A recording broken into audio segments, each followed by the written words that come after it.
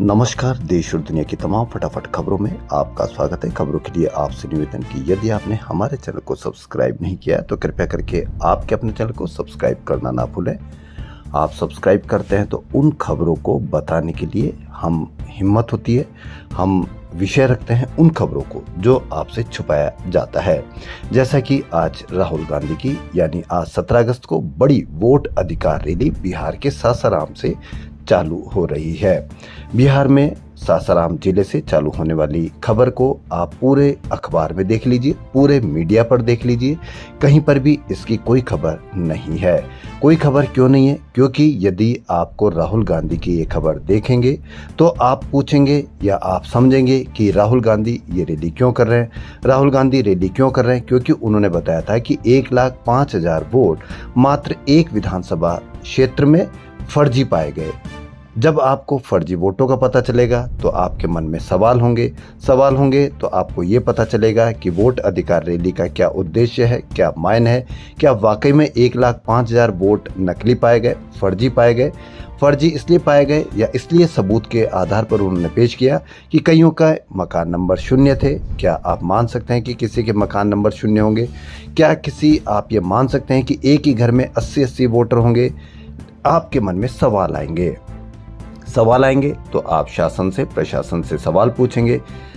सबसे बढ़िया इलाज इसका यह है कि आपको खबर दिखाई ही नहीं जाए।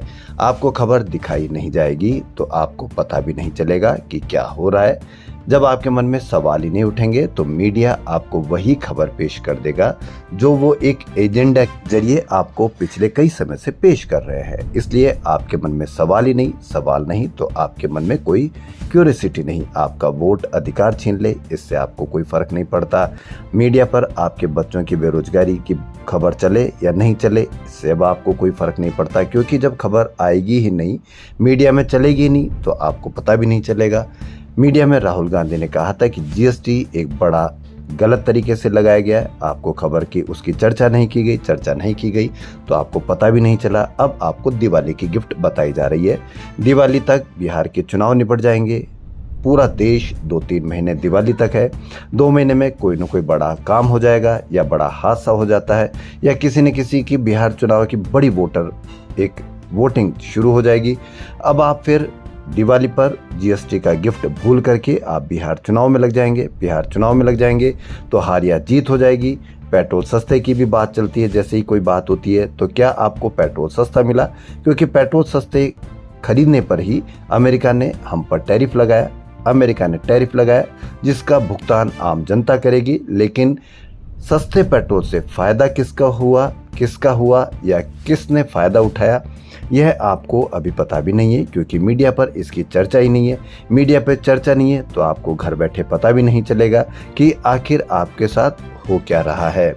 मीडिया पे जीएसटी कलेक्शन की चर्चा नहीं होती। जीएसटी कलेक्शन 65% एक सूत्रों के अनुसार या उसकी वेबसाइट के अनुसार 65% मध्यम परिवार या गरीब परिवारों ने जीएसटी चुकाया। तो आपको पता नहीं चलेगा कि जीएसटी पे 65% आप दे रहे हैं। आपने इसकी कहीं कोई खबर देखी, कहीं कोई चर्चा देखी? नहीं देखी।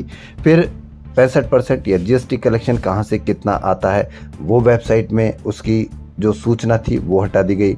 ऐसे ही आपको क्या पता चला कि ट्रम्प के टैरिफ से आप पर कितना भार पड़ेगा, लेकिन आपको इसकी भी कोई खबर नहीं, क्योंकि चर्चा नहीं। हमारे विशेषज्ञ कहते हैं कि जितना अधिक टैरिफ होगा उतना भारत को फायदा होगा।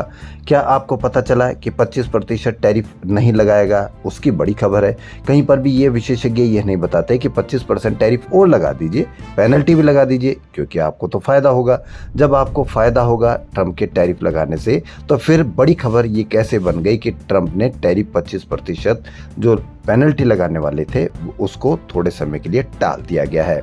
आपको रुपया जब 62 रुपए पे था तो आपको बताया गया डॉलर 62 रुपए होता है तो देश की साख गिरती है, देश की इज्जत गिरती है। लेकिन जब 87 रुपए के ऊपर चल रहा है तो आपको बताया जा रहा है कि जितना अधिक रुपया टूटेगा उतना आपको फायदा होगा।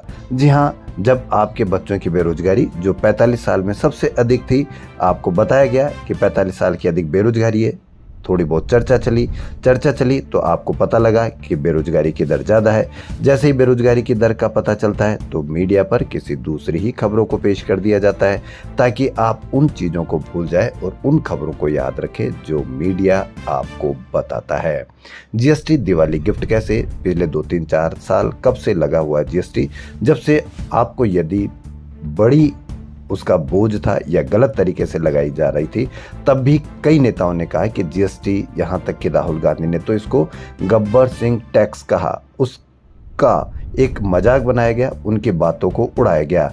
अब कैसे ये बोझ हो गया और अब कैसे दिवाली गिफ्ट होगा? यानी दिवाली गिफ्ट होगा तो यानी पहले से कोई न कोई उसमें गड़बड़ चल रही होगी। जीएसटी पर कहीं कोई चर्चा नहीं होती थी क्योंकि यह आप भुगत रहे थे।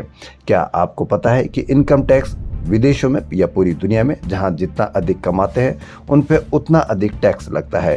कंपनियों को तो और भी अधिक टैक्स देना पड़ता है, लेकिन यहाँ बड़े लोगों को 30% पहले टैक्स था, अब उसको घटा करके 22% कर दिया गया। क्या आपको इसकी कहीं कोई चर्चा देखी? नहीं देखी। इसलिए उन चर्चाओं को ही गायब कर दीजिए ताकि आपके मन में कोई सवाल नहीं उठे। आप अपने घर पे अपने बच्चों को बेरोजगार देखते हैं, आपके मन में कोई सवाल नहीं उठता।